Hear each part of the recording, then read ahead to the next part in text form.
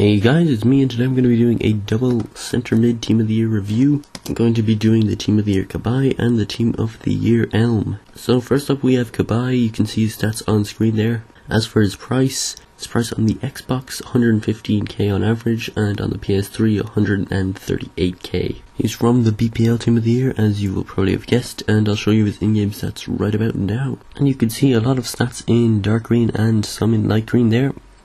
93 ball control, 95 free kick accuracy, 95 long shots, 92 long pass, some of the nicer ones there, 94 shot power, 99 short pass, 90 penalties, 87 stand tackle, and only 73 slide tackle, which is again low, just like a lot of other team of the year players. 4-star weak foot, 2-star skills, medium work rates, 75 acceleration is his lowest stat there. He's got pretty good agility, balance, jumping, decent strength, and pretty good physical stats in general, and some nice mental attributes too. 87 aggression, 88 interceptions, 85 vision. So some all round pretty good stats there, very consistent. The vast majority of them are over 80. So I'll move on to the clips of him playing here now. And my impression of this guy is that he's definitely a playmaker.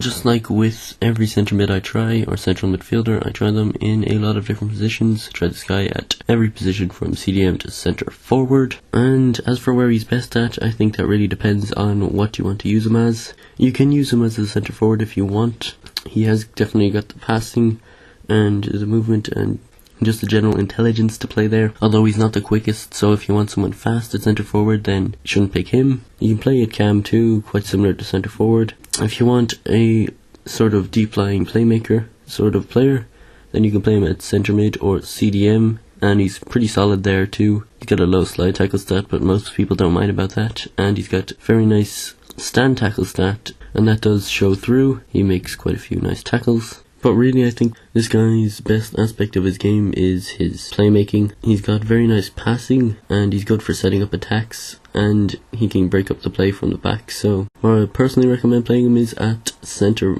mid. That way he can get forward and shoot as well. His finishing isn't the best, so you may not want to play him at centre forward for that reason. You can play him at cam, because he does have quite nice long shots, and his finesse shots also quite nice, but I personally might just prefer someone with just a little more pace. But again, like I said, that's up to your playstyle. And if you do play him at cam, then you can make use of his immense finesse shot. He's got the finesse shot trait, which is probably something to do with why he scored so many for me.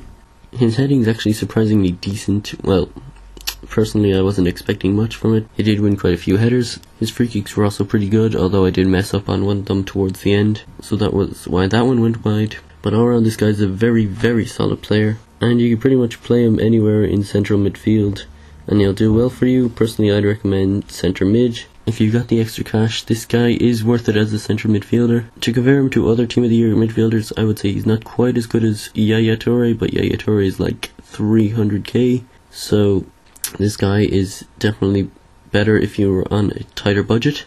So yeah, this guy gets a thumbs up from me. And the other player we'll be reviewing is the team of the year Elm from the team of the year Northern Europe. So I'll pull up his on-card stats here now for a few seconds. His average price on the Xbox is 32k, average price on the PS3 30k, so nothing too expensive there. So I'll pull up his in-game stats here now, and you can see some nice ones and some not so great ones. Got some good crossing, free kick accuracy, long shots, but his dribbling, finishing and heading are poor. He's got a lot of shot power. You can see poor standing tackle, 62, and even worse slide tackle. 4-star weak foot, 3-star skill moves, medium work rate, and his physical attributes are nothing too amazing either. They're all pretty average, and same with his mental attributes, they're all pretty average. So judging by his in-game stats, you guys might think, yeah, this guy looks pretty average, but yeah, this guy is pretty average. I was actually pretty disappointed with him. I thought he would be on a level below Cabaye, but you know, I was expecting him to be pretty good. But really, he didn't do very much for me at all. He didn't want to get involved with the play much. I had to play him at centre forward, which is the middle of everything, for him to even want to try and get the ball. But in general, this guy was a pretty big letdown. His long shots were nothing amazing.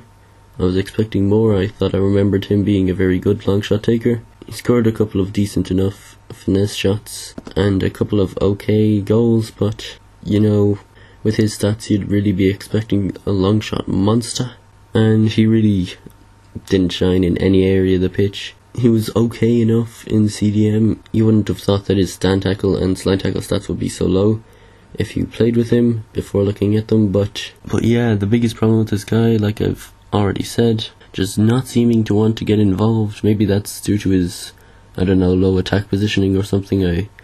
No matter where I played him, he didn't seem to want to get near the ball that much.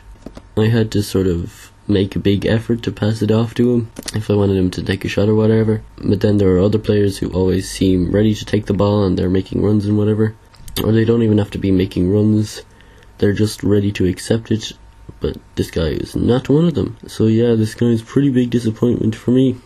I can't really recommend this guy at all.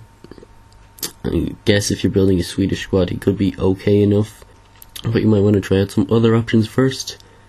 So yeah, this is a bit unfortunate. This guy, not living up to expectations. This guy gets a thumbs down from me. So yeah, I hope you've enjoyed these reviews. Hopefully they've been helpful to you. If they were helpful, please subscribe, like, whatever. Leave suggestions for reviews in the comments, as always. And I'll talk to you next time.